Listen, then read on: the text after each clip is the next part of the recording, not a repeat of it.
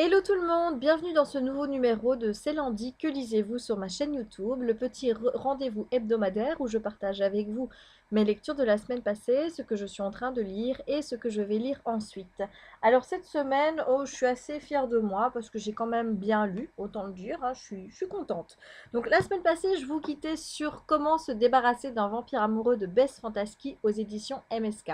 Vous retrouverez ma chronique écrite et ma chronique vidéo sur ma chaîne et sur mon blog. Tout est déjà fait. Si vous les avez vus et lus, vous doutez déjà de ce que je vais vous dire. Donc pour moi, ça a été une excellente découverte. J'ai adoré ce premier tome de la saga de Bess Fantasky. J'ai trouvé ça frais, j'ai trouvé ça intelligemment écrit. J'aimais bien les petites piques entre les personnages, l'évolution de ceux-ci, ça m'a vraiment plu. Les deux choses qui m'ont juste un petit peu gênée, c'est ce début qui était trop rapide, trop brutal à mon goût. On vous déballe tout ce tout ce qui va se passer. Donc l'enjeu du livre dans les premières pages. Donc ça en général, j'aime pas. Moi j'aime bien de laisser passer un petit peu de temps, d'apprendre un petit peu à connaître l'univers dans lequel j'entre, avant d'être tout de suite confrontée à l'objet même du bouquin. Donc ça j'ai pas trop aimé. Et ce que je n'ai pas aimé non plus, c'est la fin que j'ai jugée un peu bâclée. Voilà, mais sinon j'ai adoré et je vous le recommande très fort. Alors ensuite, j'ai lu la suite. Comment sauver un vampire amoureux, donc toujours de Bess Fantasky et toujours aux éditions MSK. Un bouquin que j'ai encore plus aimé que le premier tome. Ici, on entre vraiment dans le vif du sujet par rapport aux responsabilités de Jessica et de Lucius en tant que tel.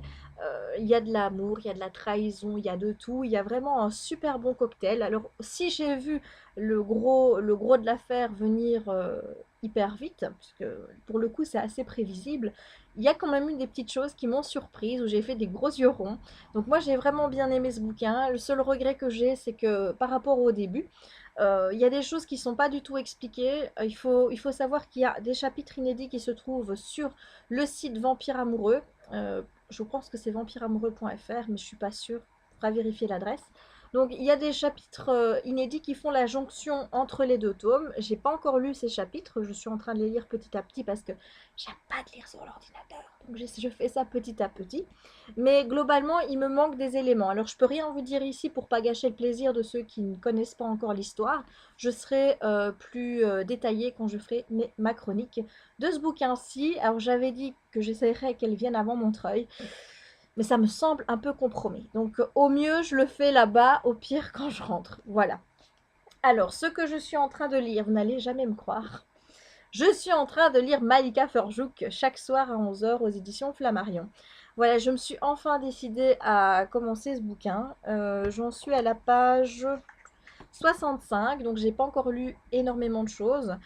Pour le moment, je ne saurais même pas vous dire ce que j'en pense. Je suis assez mitigée parce qu'il y a des choses qui me plaisent bien. Il y a aussi de l'esprit dans les dialogues, donc on n'a pas affaire à une adolescente idiote qui parle avec des mots très simples, assez niais et très superficiels, comme ça peut être le cas parfois. On a vraiment un langage assez élaboré, mais il y a trop de références que je ne comprends pas. Alors, est-ce que c'est moi qui suis déjà un peu trop vieille?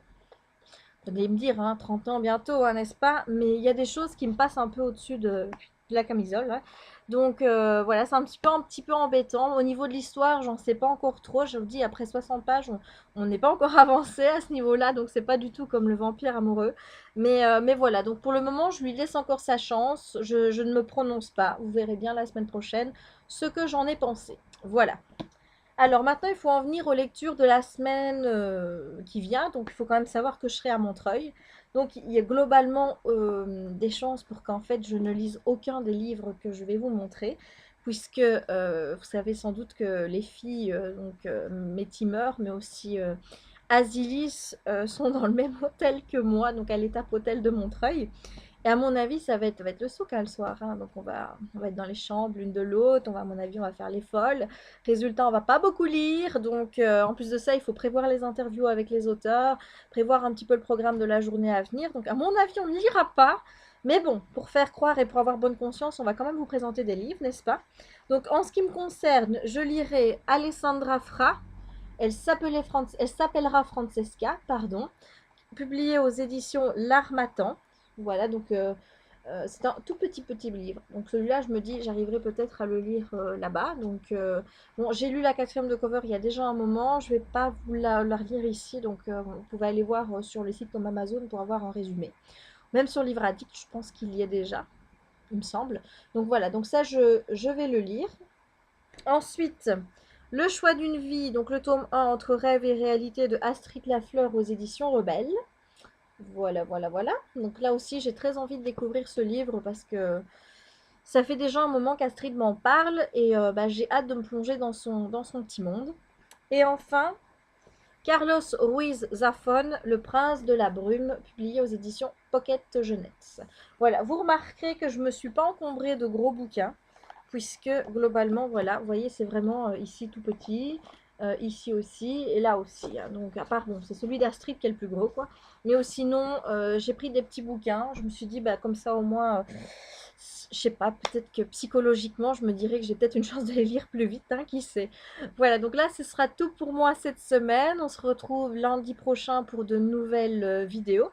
Les book reviews, à mon avis, vous n'en aurez pas avant peut-être le week-end d'après, hein, parce que je ne sais pas si j'aurai le temps d'en faire pendant la semaine, mais en tout cas, on se retrouvera lundi prochain pour un C'est lundi que lisez-vous. Alors, si j'arrive à vous faire une vidéo à Montreuil, ce qui n'est pas encore gagné, bah, je vous la posterai entre-temps. J'ai franchement hâte, là on est à J-2, je vous avoue que ça devient très dur. Là, les journées passent lentement tellement j'ai hâte. Donc, bah, je vous dis à très vite et je vous souhaite une bonne semaine. Et à tous ceux qui viendront à Montreuil, ben, j'espère qu'on pourra s'y croiser. N'hésitez pas à me laisser un petit commentaire en dessous ou sur Facebook pour me dire si vous venez. Il y en a déjà que je sais qui viennent, mais il y en a d'autres je ne sais pas encore. Donc n'hésitez pas et je me ferai une joie de vous voir là-bas.